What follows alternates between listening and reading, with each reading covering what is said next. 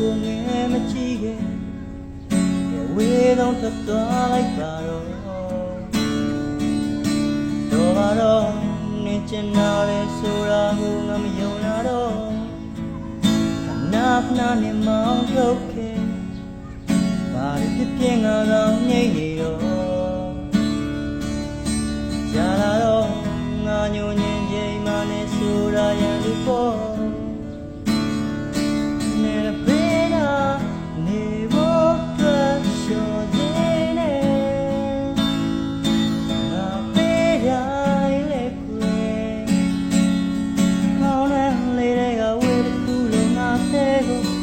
ပေါ်နာတော့သုံးပြီးအောင်ငါရဲ့ဘဝတစ်ခုအချိုင်နာမိတ်တော့